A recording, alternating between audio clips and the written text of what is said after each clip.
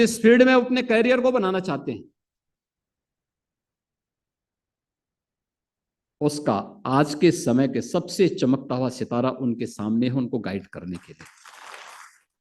हमें उस विश्वास को बरकरार रखने में अपना योगदान देना चाहिए, क्योंकि अगर लोकतंत्र में जनता का विश्वास डगमगाया तो फिर उसको सड़कों पर उतरने में देर नहीं लगेगी। चंद्रचूड़ साहब का इलाहाबाद उच्च न्यायालय के मुख्य न्यायाधीश के रूप में कार्यकाल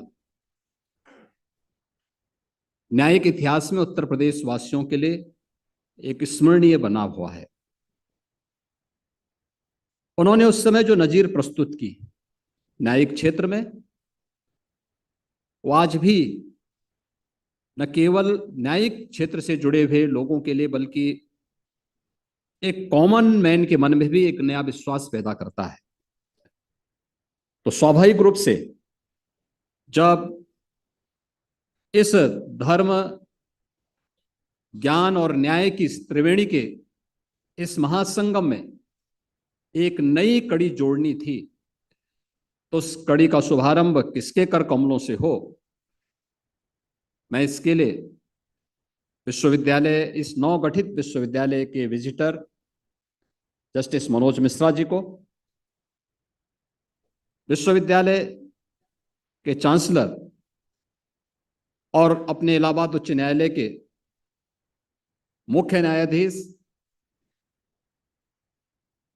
श्री अरुण भंसाली जी को, जस्टिस मनोज कुमार गुप्ता जी को, यहां के सभी अपने माननीय न्यायमूर्तियों को हृदय से धन्यवाद दूंगा कि उन्होंने भारत के मुख्य न्यायाधीश जस्टिस चंद्रचूड़ साहब को इस समारोह में मुख्य अतिथि के रूप में आज आमंत्रित किया है।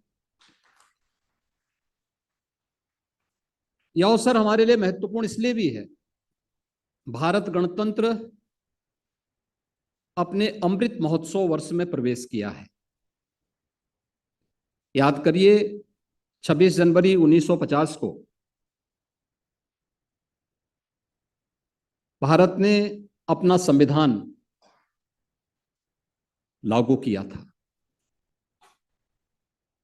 और इन 74 वर्षों में भारत के संविधान ने भारत को उत्तर से दक्षिण, पूरब से पश्चिम एकता के सूत्र में बांधने के लिए एक नई प्रेरणा दी, दुनिया को लोकतांत्रिक तरीके से आगे बढ़ने के लिए एक नई प्रेरणा दी है। और जब भारत गणतंत्र अपने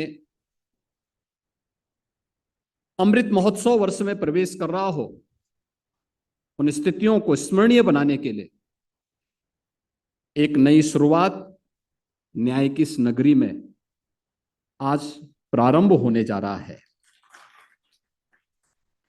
आप जब संविधान की डिबेट को देखते होंगे, बहुत लंबी चौड़ी चर्चा हुई थी जब भारत के संविधान की डिबेट चल रही थी प्रस्तावना को लेकर के। उस समय बाबा साहब डॉक्टर भीमराव अंबेडकर जी ने एक बात कही थी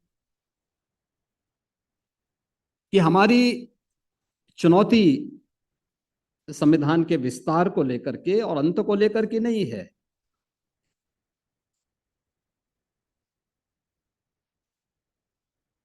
हम इति को लेकर के परेशान होते हैं कि समारोह कैसा हो। समारोह अच्छा होगा, उसके परिणाम भी अच्छे आएंगे, बशर्ते हमने शुरुआत अच्छी की है। इति की चिंता मत करिए, अथ की शुरुआत यानी अथ की चिंता करिए, शुरुआत कैसे हम कर रहे हैं।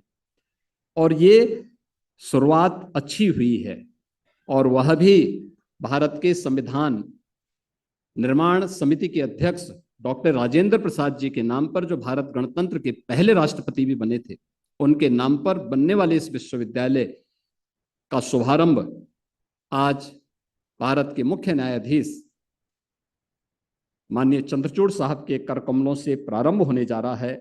एक नए सत्र की शुरुआत होने जा रही है। मुझे प्रसन्नता है कि जिन छात्रों का इसमें प्रवेश होने वाला है उनमें से बहुत सारे छात्र, उनके अभिभावक भी इस समारोह के भागीदार बन रहे हैं। यह दिन उनके लिए बड़ा स्मरणीय होगा, क्योंकि जिस फील्ड में वो अपने कैरियर को बनाना चाहते हैं उसका आज के समय के सबसे चमकता हुआ सितारा उनके सामने है, उनको गाइड करने के लिए, उनका मार्गदर्शन करने के लिए, उनकी प्रेरणा के लिए। तो स्वाभाविक रूप से वह उनके लिए एक नई प्रेरणा है। उत्तर प्रदेश के लिए, हमारे लिए एक उपलब्धि है कि हम उत्तर प्रदेश को एक नेशनल लॉ यूनिवर्सिटी देने की दिशा में अग्रसर हुए हैं। आज उत्तर प्रदेश देश की एक बड़ी अर्थव्यवस्था के रूप में आगे बढ़ा है। हमने आदरणीय प्रधानमंत्री जी के मार्गदर्शन में, उनके नेतृत्व में विगत 6-7 वर्षों में उत्तर प्रदेश के अंदर सुशासन को स्थापित करने में कुछ सफलता प्राप्त की। सुशासन की पहली शर्त है रूल ऑफ लॉ, और रूल ऑफ लॉ बगैर बार और बेंच के सहयोग से नहीं हो सकता है, कभी नहीं हो सकता है। और मैं इस बात के लिए उत्तर प्रदेश के बार को भी और बेंच को भी इस बात के लिए हृदय से धन्यवाद भी दूंगा, उनका आभार भी व्यक्त करूंगा। उत्तर प्रदेश के सुशासन के इस मॉडल को स्थापित करने के लिए उनका सकारात्मक सहयोग प्रदेश को हमेशा प्राप्त हुआ है, और उसी का परिणाम है कि आज उत्तर प्रदेश कुछ नया करने की दिशा में अग्रसर हुआ है। मैं इस बात के लिए आश्वस्त कर सकता हूं, न केवल doctor Rajendra Prasad national law university के इंफ्रास्ट्रक्चर के लिए, बल्कि मैंने पहले भी कहा कि सुशासन की पहली शर्त वह रूल ऑफ लॉ है, और यह तभी संभव हो सकता है जब उनके पास अच्छा इंफ्रास्ट्रक्चर हो।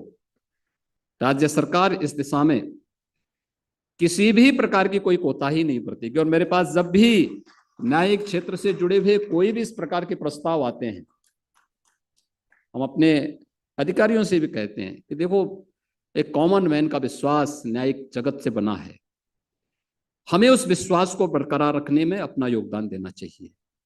क्योंकि अगर लोकतंत्र में जनता का विश्वास डगमगाया तो फिर उसको सड़कों पर उतरने में देर नहीं लगेगी।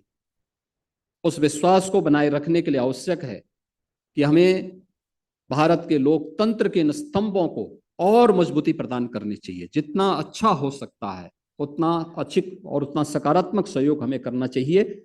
और मैं इस बात के लिए आश्वस्त कर सकता हूं कि चाहे वह यहाँ पे उच्च न्यायालयों का हो, जनपदीय इंटीग्रेटेड न्यायिक कॉम्प्लेक्स बनाने के कार्यक्रम का हो, या फिर अन्य बार से जुड़े हुए उन सभी समस्याओं के समाधान का हो, हम उन लोगों से कहते हैं भाई देखो, लोकतंत्र में हमें डायलॉग के महत्व को समझना होगा। आपकी कोई बात हो तो सीधे पहले एक बार अपनी बात को शासन तक पहुंचा दीजिए। उसके लिए अनेक माध्यम है, आप उन तक किसी भी माध्यम से हमारे पास वो बात पहुंचती है तो उसका हम सकारात्मक रूप से उसका समाधान निकालेंगे और उसको हम समाधान तक पहुंचाएंगे। क्योंकि सरकार के पास पहुंचने का मतलब फिर समस्या नहीं रहनी चाहिए और समाधान में बदलनी चाहिए, और समाधान का रास्ता हमें हर हाल में उतारना है, निकालना है।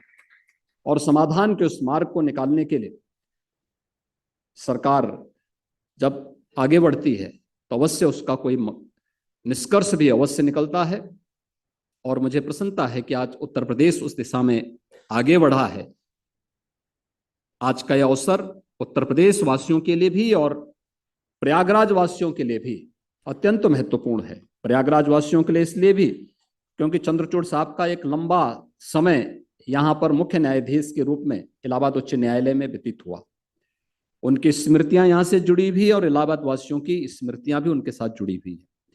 तो स्वाभाविक रूप से 8 वर्ष के बाद उनका यहाँ पे आगमन हुआ है, तो यह तो उनके लिए स्मरणीय है ही, लेकिन जब आए हैं तो यहाँ के लिए नेशनल लॉ यूनिवर्सिटी को भी दे करके जा रहे हैं, तो यह और भी महत्वपूर्ण होगा कि उनकी यात्रा यहाँ के लिए और आने वाली कई पीढ़ियों के लिए, कई युगों के लिए स्मरणीय होने जा रही है। पीढ़ियां इस दिन के देख करके भावुक होंगी। वे इस दिन को देख करके जब भी कैसे इसकी शुरुआत हुई थी, कहां से शुरुआत हुई थी, इन सभी को लेकर के उनके मन में एक नई प्रेरणा होगी। और मुझे प्रसन्नता है कि यहाँ पर जो अभी कुलपति, जो यहाँ की नवनियुक्त कुलपति है प्रोफेसर उषा टंडन जी ने आपके सामने बताया कि यह फर्स्ट ईयर में हम यहाँ पे BLLB के 5 इयर्स कोर्स का प्रारंभ करने जा रहे हैं। नेक्स्ट ईयर में 1 ईयर का LLM का कोर्स प्रारंभ होगा। फिर PhD के पाठ्यक्रम 3 वर्षीय PhD का कार्यक्रम भी यहाँ पे प्रारंभ होगा। और इस दौरान अच्छा होगा यहाँ की फैकल्टी। अभी संसद में 3 नए एक्ट बने हैं। युवा अधिवक्ताओं के प्रशिक्षण का विशेष कार्यक्रम यहाँ पर प्रारंभ हो, राज्य सरकार इसको पूरा सपोर्ट करेगी। और मुझे लगता है इस दायित्व को भी इस लॉ यूनिवर्सिटी को अपने ऊपर लेना चाहिए कि वे यहाँ के प्रदेश भर के अधिवक्ताओं को, हर जनपद से युवा अधिवक्ताओं को बुलाएं, क्योंकि आज अधिवक्ताओं के लिए सरकार ने अपने स्तर पर बहुत कुछ करने का प्रयास किया है। और आगे भी हमारा बार काउंसिल के शिव कुमार गौर हैं और भी यहाँ के उनके पदाधिकारी मौजूद हैं। ये लोग अपनी बात को समय समय पर रखते आए हैं। और मैं इस बात को उनको आश्वस्त करता हूं कि न केवल प्रशिक्षण के लिए बल्कि उनकी अन्य सुविधाओं के लिए भी सरकार पूरी तरीके से उनके साथ रह करके उनको हर प्रकार का सपोर्ट करेगी, सहयोग करेगी। मैं एक बार फिर से doctor Rajendra Prasad national law university के आज शुभारंभ के अवसर पर आप सबको हृदय से बधाई देता हूं, अपनी शुभकामनाएं देता हूं। धन्यवाद। जय हिंद।